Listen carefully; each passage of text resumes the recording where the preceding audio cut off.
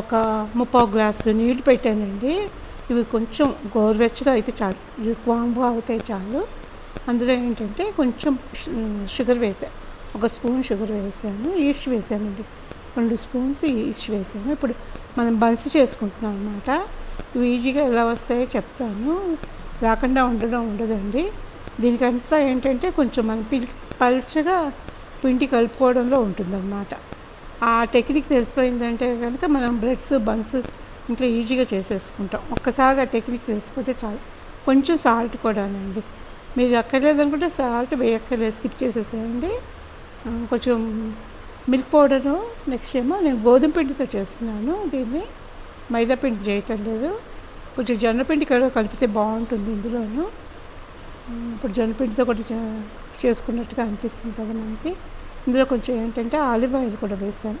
ఇలా బాగా పలుచగా కలుపుకోవాలండి. మనకి బొబ్బట్లు చేసుకుంటాము చూడండి, ఆ పిండిలాగా బాగా లూజ్గా రావాలి. ఎంత లూజ్గా కలుపుకుంటే అంత బాగా మెత్తగా వస్తుంది, లోపలంతా కూడా పోర్స్ ఉంటాయి అన్నమాట. ఇలా ఫిల్మ్ పేపర్ పెట్టేసేసి ఇలా వదిలేసేయాలి. ఇలా బాగా ఉబ్బుతుందండి. ఇలా ఉబ్బిన దాన్ని బాగా మర్దన చేయాలి. బాగా మసాజ్ చేస్తే కనుక చక్కగానే మంచిగా ఉంటుంది. ఇంకొంచెం లూజ్ కావాలంటే ఇప్పుడే చేసేసుకోవచ్చు, ఇంకా లూజ్గా చేసుకోవచ్చు. చేసుకుంటే ఏంటంటే బాగా పొంగుతుంది అన్నమాట. ఇలా చిన్న చిన్న బన్స్ లాగా చేసేసుకోవడం అండి. చేసేసుకుని ఓవెన్ ఏంటంటే ఓవెన్ ఉంటే కనుక రీహీట్ చేసి పెట్టుకోండి, లేకపోతే కనుక మన స్టవ్ మీద కూడా చేసుకోవచ్చు. కింద ఉప్పు వేసేసుకుని పైన మూకుడు పెట్టుకుని ఇందులో వేసి పెట్టుకున్నాను అనమాట. అలా కూడా చేసుకోవచ్చు. ఓవెన్ ఉంటే రీహీట్ చేసేసి ఉంచుకోండి. ఉంచుకుని 160 degreesలో ఒక 20 minutes పెట్టండి చాలు, తొందరగానే అయిపోతుంది.